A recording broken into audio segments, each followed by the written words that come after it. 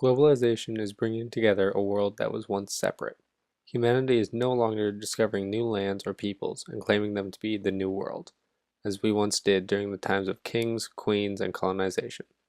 We are not separate entities with neighboring people. We are one. One world, one continent, one nation, one community. Globalization has brought together a world that was once separate through means of technological advances, ease of travel, and stability and peace. Sophomore year of high school, I had the opportunity to go on our school's annual trip run by the art department. Each year, the department takes students on a trip to any country whose primary language is not English. My year, we went to Spain and Morocco. Other years have gone to France, India, Austria, and so on. In Spain and Morocco, we learned about Arabic architecture, Spanish art, and how each of those influenced future artists. We visited mosques, homes, ruins, palaces, and museums to experience other cultures and to experience our globalized world. Before going to Spain and Morocco, specifically Morocco, I had my own version of the Middle East and primarily Islamic countries because of media and pop culture portrayals. By going to Morocco and experiencing it firsthand, I was able to get rid of those misconceptions and was able to see the beauty and complexity of another society. The trip gave me a new perspective on world history and global knowledge that I never would have gotten from reading a textbook. Some things you need to experience to understand, and going to another country is one of those things.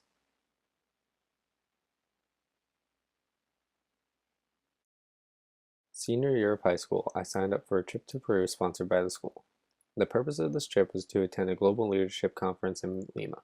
That didn't stop us from experiencing the culture of Peru.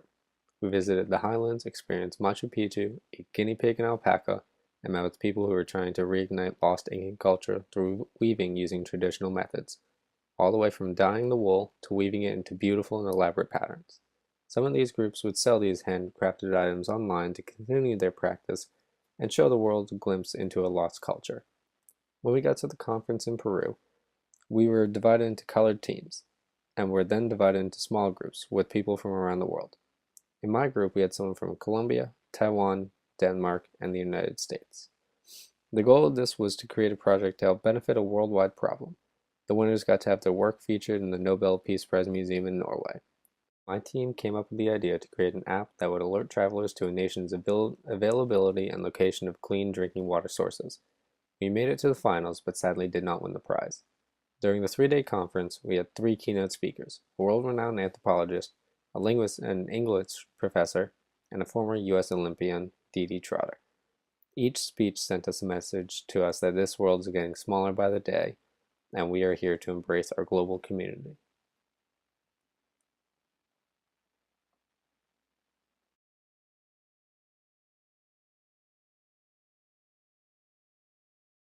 When you were either in high school or college, did you study abroad or go on vacation in another country? And Yes. where'd Yep. you go? Ah, I missed a month of school, and my parents took my brother and I to kind of interesting places in Europe and Russia. So we went to Russia, went to Spain, went to Holland, and went to Germany. Wow. Yeah, it's an interesting combination. All right. In high school or college, did you study abroad or take a vacation to another country? Um, I did never studied abroad. I think it's one of the, it's most people say it's their one regret if they didn't do it in college. I did go on a big trip in high school with my family to Europe. But it was very kind of again Western Eurocentric. It was a tourist trip. It wasn't really an experience trip. So I was never brought up with the idea that we should go out to those places and learn there. It was always like, let's go see that thing, and then bring it back and have your pictures and have your souvenir and say you did it.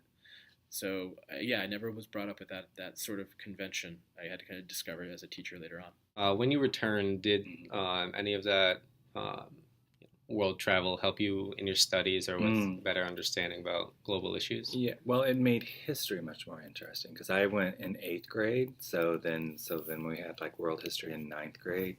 It made it just more interesting because I'd been there and I could kind of visualize the places. Right. It also, I mean, I grew up in a small Midwestern rural town, so it also opened my eyes as to other things and just other different cultures. Even though they're still European cultures, they were still different than what I had experienced. Right. And Russia was a total awakening. In your own words, what is globalization? Globalization is the way that different geographic locations around the world are becoming more connected to each other, economically, socially, culturally, politically, so that we can no longer just exist in our kind of small communities, but we are connected to communities around the world, whether we like it or not. In your own words, what is globalization? That's a good question. What is I think, in my mind, globalization is the world becoming more like one community, right, and no longer isolated. What we do in the United States, or what China does, or even little Batavia, has always had an effect on world economies and world things, but it's much more apparent now because we're also connected, and our economies are so much more entwined that I think, and we can now get strawberries from Ecuador and flown in. So globalization is just, to me, the world becoming smaller, and I can't just think of my own little community. Right. What is education? Education's a complex one. There's formal education, where you kind of set up institutions and structures that provide a particular curriculum or opportunities to learn, usually with teachers or experts. And they go through that kind of year to year, and there you get some sort of product at the end, I guess, whether it be your grade or your assessment or your learning. I think that really depends on the student. Then there's informal education, what we learn when it isn't directed towards us, but maybe we're out in the world experiencing things. It's kind of the personal learning growth, or when we pursue our own curiosity, we can still get educated even though someone isn't sitting us down and telling us that you're being educated, that we can still learn that way. What is education? What is education? In your own words. Oh, I have to be careful how I say this. What is education? I think, in my mind, education is anything that broadens a person's own being, whether that be through literature, history, science, or math, or art, or even just travel. Just daily experiences, in a way, is education. And we've been doing it a certain way in the United States since the 1800s, and maybe that's not the best way for education anymore to change. Right. So, what are your experiences with globalization, and how can it benefit student learning?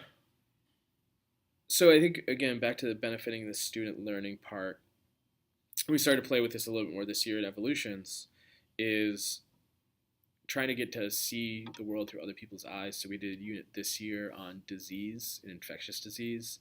So the idea of learning about how different places may interact with a global catastrophe, such as a pandemic, and kind of letting students know that some of the things that they take for granted don't exist in other places. That they're like, well, why can't a doctor just go give that vaccine? It's just like, because they don't do vaccinations at that place. We're understanding the cultural competency of, if you put that symbol on, something, or use that color in the product you create, it actually has this impact that their culture, doesn't see the color yellow as being a happy color. It's a warning sign. So if you send them something and it's all in yellow, they're not going to open it because they're like, oh, that's dangerous.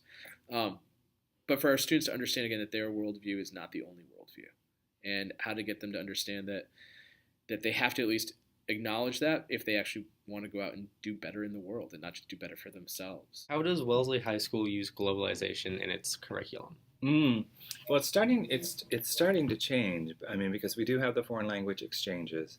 Right. Some of them are now becoming more trips because exchanges have been hard. But the social studies department now travels and takes sophomores. So we've been, part of the mission in Wellesley High School is a world-class school system. Well, part of a world-class school system is studying about globalization and going and learning about other parts of the world.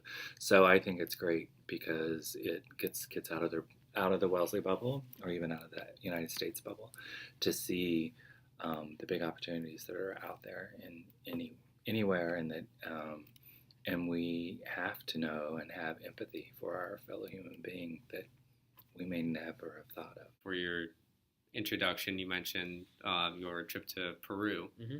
Do you mind just elaborating a little bit more on that, and some of the values, lessons, or activities you did throughout the trip? Yeah. So the trip initially started. So in our Evolutions program, again, we approach learning in a different way, where it's experiential and interdisciplinary, collaborative, and project based. And so the other teacher, myself, came across something called the Global Leadership Summit that our principal had went to in years past, and so he suggested this is a great idea to get students involved in. So we started up this idea to go to one, and it happened to be in Lima, Peru. And so we put out a school-wide call. We had some of our evolution students want to go, and then we just had other students want to go. So I think in total we had 17 students. I believe around that. I think it was around 17 students. And so what it is that it's a package tour. And so we went on kind of a tour of Peru, and then we ended with a 3-day global leadership summit that was just in Lima. And so for the tour itself, we started in the city, and we kind of got acclimated and saw some of the sites and did a bike ride by the coast, which was nice. But I think the real learning started to take place when we went over to Cuzco and down to the Sacred Valley, just to get out of some of the city and start to see the place a little bit more and start to talk with, I won't say locals because it was still a prearranged trip, but definitely go out and see the things that weren't, on a tour guide, I guess. And so we went to Machu Picchu, which is great, a nice, again, it's a once in a lifetime experience. And I think there are two moments though that again stick in my head a little bit more. One, we did make a stop where we saw a group of weaving women, and so there was a woman a while ago, and she went in and kind of reinvigorated this idea of old school weaving with the looms and the dyeing of the thread, and they had all the other dyes, so we got to see them weaving. They passed around the fibers, they showed us the cloth, we had tea, we were wearing these hats. It was a little bit showy, but at the same time, it definitely made it real that this was what they were doing to subsist. This is what their jobs were. But if you want to share some of your experiences in your many trips abroad with the art department and with the school, please feel free to do so. Well, I mean, we started off going only to really European countries, and then got a little bit more broader in our mission and kind of in the globalization thing to get people to see it. So Morocco, the trip that you went on, was a bit of a test to see how that would be. And granted, Morocco is really for an Arab country, not threatening at all. Not that Arab countries need to be threatening, but it's more liberal than most. Right. So that was an easy one, and that kind of proved to us that we could go further, and that's why. So going to Morocco helped open our eyes that we could do something like India. Fortunately, there is a native Indian on staff, not in the art staff, but she was our chaperone, one of the chaperones when we went to India, and that was fascinating. And China, I don't know. I've been to China, but China, is a totally different culture, and I can't wait to see how kids react to it. But also this trip, just seeing how kids reacted to relearning and re-seeing things that they'd learned about was also a good thing for me to see, because it doesn't mean you always have to go to all these exotic places. Right. So we kind of do. And then we always can't go that far away, because missing a week of school is a lot. Yeah. Speaking from experience as a student, it was a bit much. I remember it was towards the end of my sophomore author thesis. Right. And if you remember, me and Maria Kelly, we were both in the same English class, and we pretty much had to turn our essays in early, about a week early. Yeah. So it did kind of complicate things a little, but our teachers were very understanding. And some of them even encouraged the participation. Right. Well, and also another goal I kind of like to have, I like kids to see that they can travel and that it really becomes a good possibility in college. Right. And so some kids, if they've never traveled, can kind of say they can do it. I do regret this school thing, but only going on vacation is hard. Yeah. So next year we won't go, we're going for 14 days, and we won't do that again for probably another 5 or 6 years. Okay. So just because it's so far and so long. But it's great. I'm trying to think. every trip has its highlights and moments. I mean, I'll never forget being in Marrakesh and seeing Oh my God, the Marrakesh snake, you know, and the incredible. monkeys in the big Yeah. square, and the tanneries and the riads were just the ultimate was just amazing. Yeah. But then at the same time, being in India and going to the temple, it was just fascinating. But this time, going to Rome and Greece and kind of seeing like where Western civilization really began, the foundation of it was pretty amazing. And that's, I think, the important thing about travel. Thank you for watching. I hope this video helps prove that my community embraces globalization by allowing students the opportunity to travel the world and experience new cultures through their own eyes.